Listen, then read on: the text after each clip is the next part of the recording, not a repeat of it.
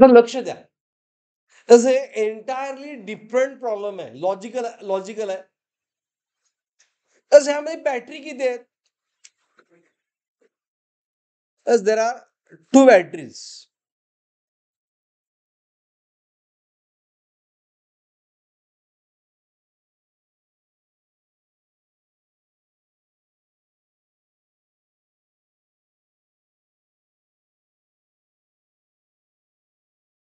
Okay, तसे ह्यामध्ये ही बॅटरी आहे, is it right? And this battery is supplying current. Okay, विचारलंय काय, how much current flows through 2 ohm. Okay, आता बघा, लक्ष द्या. तर युजल थिंकिंग काय, ही बॅटरीमध्ये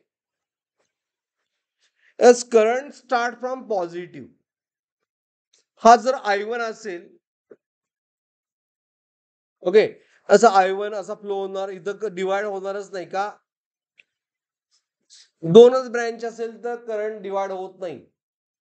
इथं करंट डिवाइड होईल काय? नाही. ह्या ब्रँच मध्ये I1 असेल तर इथं I1च व्हायला पाहिजे, कारण दोनच ब्रँच आहेत. हिअर यश I1, तर ह्या जंक्शनला ब्रँच किती आहेत? 2. Incoming equal to what? Outgoing. म्हणजे ह्यातनं काय कळालं आपल्याला, की बॅटरी ही जी पहिली बॅटरी आहे ना, ह्यानं जो करंट सेंड केला I1, तो 2 ओम मधनं पास झाला नाही. Okay, what ever current start from positive same यायला पाहिजे कुठं? निगेटिव्ह कडे यायला पाहिजे, तर त्याला क्लोज सर्किट म्हणायचं. ह्याला क्लोज रिटर्न पाथ आहे, बघा, आहे ना रिटर्न पाथ. तसंच बघा, इथं मी I2 म्हटलो, I2 जर म्हटलो, तर ह्या जंक्शनला मी KCL अप्लाय केला तर दोनच ब्रँच आहे, हा I2 व्हायला पाहिजे. ओके, इथं ऑलरेडी I2 आहे ह्या व्हर्टिकल ब्रँच मध्ये, त्यामुळे हॉरिझॉन्टल मध्ये किती पाहिजे? I2. इथं KCL अप्लाय केला तर incoming I2, outgoing also I2. म्हणजे I2 करंटचा काहीच पार्ट 2 ओम मध्ये गेला नाही. असं का झालं? तर प्रत्येक रेझिस्टरला क्लोज रिटर्न पाथ पाहिजे. कुठलाही रेझिस्टन्स असा असेल, ओके, तर करंट कंप्लीट व्हायला काय लागतंय? क्लोज रिटर्न पाथ पाहिजे, तरच करंट फ्लो होतोय. मग ह्या 2 साठी क्लोज रिटर्न पाथ आहे काय बघा. ओके, इथून जर करंट झाला तर तो कुठून तो परत यायला पाहिजे ना. ओके, असा परत यासाठी पाथ आहे काय? नाही, त्याच पाथवर येतोय. मग एका ब्रँचला 2 करंट नसतात, आणि त्यामुळे याचं सोल्युशन काय? No current flows through what? 2 ohm. का? 2 ओम साठी there is no close return path. हा क्लोज रिटर्न पाथ का? लॉजिक. मग याला क्लोज रिटर्न पाथ आहे काय?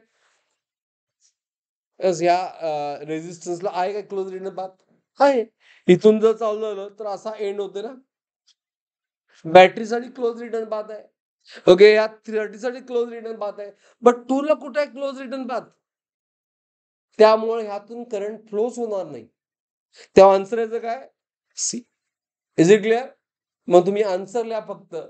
आन्सर सी, नंबर घेतला आणि मेन्शन करा, no current flows through, no current flows through और 0 current flows through 2 ohm resistance.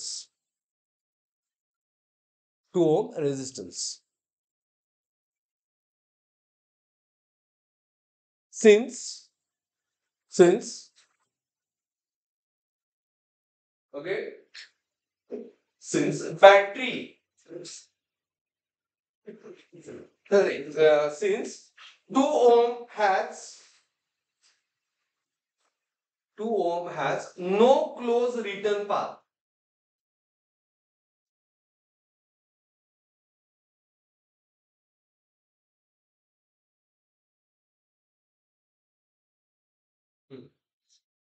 Getting everyone?